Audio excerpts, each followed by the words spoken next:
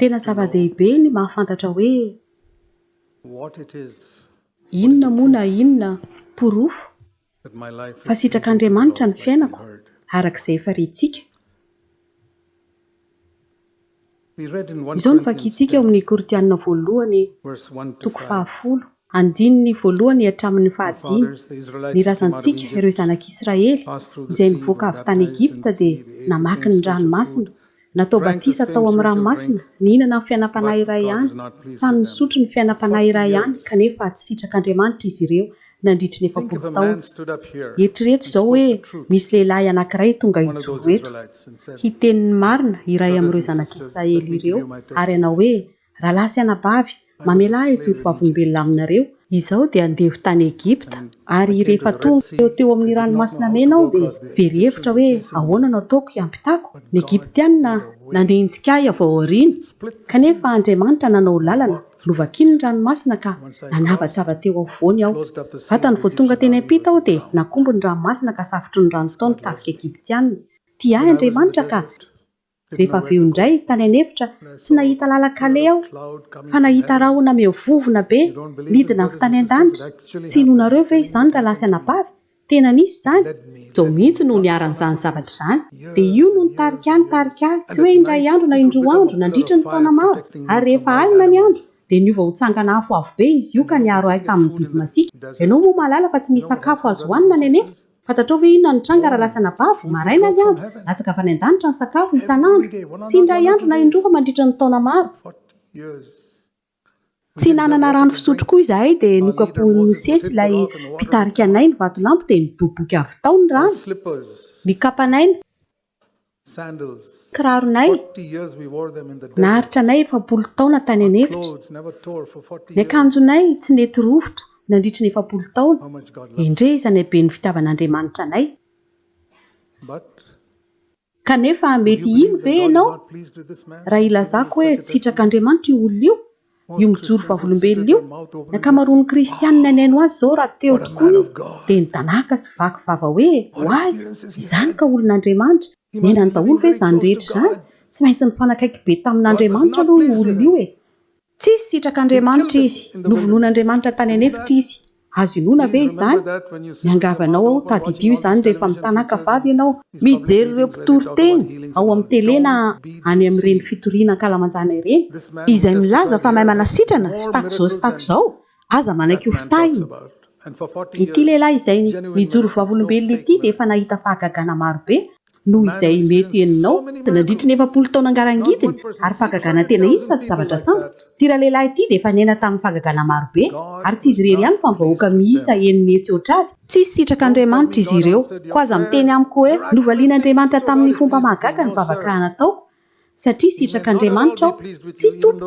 Mety sitrany velively ianao na dia nositrany aza ny kansera nahazony zanakao, na dia navotany aza ianao teo am-bavahoana amin'ny fahafatesana, na dia novakino anao aza ny ranomasina, mety sitrany akory ianao. Tsy nisy na iray aza tamintsika izao no niaina fahagagana tahaka ireo vahoaka tany anefitra ireo.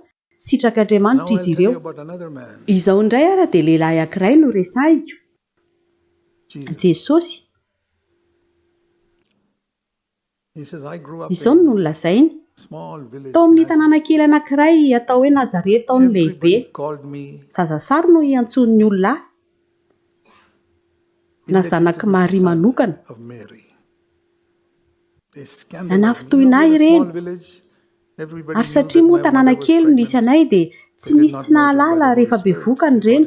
Tsy fantatr'izy ireo fa avy tamin'ny fanahy masina izany. Ny feverany dia angamba miaramila romanina na bevokany ireny. Dia niaritra izany enatra izany aho. Rehefa nandeha nianatra aho dia notondroin'ny olona molotra hoe ino le boay kely?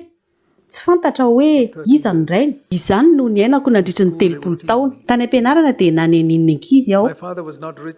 Ny dadanay tsy mba nanan-karena, mpandrafitra ny antonazany. Tsy afaka nividy akanjo lafo vidy ho ahy izy. Nomezan'ny ankizy ny akanjoko. Ary nitolona tamin'ny fiainana izahay. 4 ny rahalahiko ary 2 ny anabavy. Dia ngeza ny tranonay ary izahay 7 menadà dia indray efitra fandriana. Kanefa sambatra izahay. Ireo rahalahiko sy anabavika ireo dia nanao izay nampatezitra ahy foana, kanefa nomen'Andriamanitra fahasoavana ho itiavako azy ireo. Ary maty ny dadako rehefa 20 taona aho, ka nianjera taty amiko ny adidy mavesatry ny famelomana ny ankonanay, dia lasa nakany amin'ny atele fandrafetana ny tsemboka. Rehefa avy eo nandehandeha nitety any Nazareta nitady komandy, tsy maintsy nahazo komandy na rafitra sy fanaka aho mba hamelomako azy fito mianaka, ny reniko sy ireo mpiretam-po amiko anakenina, valo miampy ny tenako. Voatery niasa mafy aho, tsy dia nazoto ny farimbona tamiko loatra ireo rahalahiko sy anabaviko, fa izao no tena namelona azy ireo. Niasa maraina mandraparivo ny andro aho tao amin'ny atele. Izao moa dia olona tsotra be, tsy mba fetsifetsy tahaka ireo mpandrafitra hafa rehetra efa zatra manambaka, ka tsy mora ny mamelona ilay orinasa satria niasa rafitra dia tsy mba nataoko akafetsena. Raha misy manontany hoe efa mba nahita fahagagana ve ianao teo amin'ny fiainanao? Tsisy fahagagana, Ohatra. Tsy mba nahita aho na dia zava-mahagaga anankiray azy, tsy mba nahita anjely aho, tsy mba niovitrofotra aho, tsy nahita zavana mamirapiratra, tsy mba nisy andrahoana ve? Tsy nahazo sakafo avy any an-danitra ve? Tsy maintsy miasa mafy aho mba hamelomako tena. Ary rehefa tapitra ny 30 taona dia izao no lazain'Andriamanitra, ity olona ity dia sitrako. Hitanao ve ilay fifanoherana? Ireo vahoaka nahita fahagagana marobe, hoy Andriamanitra hoe tsy sitrako ianareo. Ity olona iray ity kosa izay tsy nahita na fahagagana singa ny iray azy, sitrak'Andriamanitra izy. Malahelo aho milaza fa mpiangona be da be ato am-piangonana no mbola tsy mahatakatra an'izany, na dia izao ankehitriny izao aza, fa mbola mitogaika sy vakivava hoe fahagagana be, hoay io olona io, tsy maintsy miaino an'io olona io ao amin'ny tele isika. Hay ve? Fa raha misy olona kosa milaza hoe izao ange voatery niasa mafy e, tsy mba nahita fahagagana aho, fa niaina tamin'ny fahamarinana, tsy mba nahangona vola be aho ary tsy mba manometsifetsy niza tao amin'ny toerana fandrafetako, ny fanaka rehetra namidiko tsisy azo kianina, ny karamako azoko tamin'ny rariny ary tsy dia betsaka ny karamako, kanefa ampy anay tsara, tsotra kely ny fiainanay ao an-tranonay. Iza no sitrak'Andriamanitra? Ataovy takatra ao tsara izany eo amin'ny fiainanao, ny fahamarinana no sitrak'Andriamanitra. Ary aza mieritreritra hoe satria novalian'Andriamanitra ny vavakao dia sitrak'Andriamanitra ianao, tsy izany velively. Andriamanitra mamaly vavaka olona marobe izay tsy sitrany akory. Ohatra lehibe indrindra amin'ireny ny tany anefitra, vahoaka eninetsy, rehefa nivavaka izy ireo dia novalian'Andriamanitra. Kanefa ilay anankiray kosa izay sitrak'Andriamanitra tamin'ny fotoana rehetra, rehefa niantsoantso mafy hoe Andriamanitro, Andriamanitro, nahoana no dia mahafoy ahy ianao? Tsy nahazo valiny izy, tsy nahazo valiny ny fanontaniana napetrana. Ny valim-bavaka ve no porofo fa tian'Andriamanitra ianao? Tsia, fa rehefa hitan'Andriamanitra porofo eo amin'ny feon'ny mieritreritanao, fa tsy niaina tamin'ny fahotana ianao, fa tsy nandratra fon'olona, fa olona azo itokisana kosa ao amin'ny asa sy ao amin'ny fandraharana. Ary rehefa namela ny helok'ireo olona na nisy ratsy ianao ianao, rehefa antsoiny hoe Belzebub ianao dia miteny hoe ray mamela ny helony, rehefa vonoina ianao dia miteny hoe ray mamela ny helony. Izay ilay olona izay sitraky ny ray. Andriamanitra tia ny olona rehetra, tia ireo olona tany anefitra ireo, tia ny Jesosy, kanefa izy irery ihany, Jesosy irery no sitrany. Koa rehefa miresaka isika ny zavatra miafina ny amin'ny toe-panahy araka an'Andriamanitra hoe naseho teo amin'ny nofo Jesosy ary mila miazakazaka mijery an'i Jesosy isika. Aoka tsy ho adinontsika fa ny iray dia afaka nanao izao fanambarana izao avy any an-danitra momba azy hoe ity ny zanako malalako izay sitrako. Tsy mbola nitory-teny izy na dia indray mandeha aza talohan'izao tao anatin'ny 30 taona, tsy mbola nandroaka devoly izy, tsy mbola nanasitrana marary izy, tsy mbola nahazo fahagagana avy tany an-danitra izy, kanefa izy no sitrako. Koa inona ary ny sitraky ny ray taminy? Ny fiainany, avy mivavaka aho mba tsy ho adinontsika eto amin'ny fiangonana CFC izany.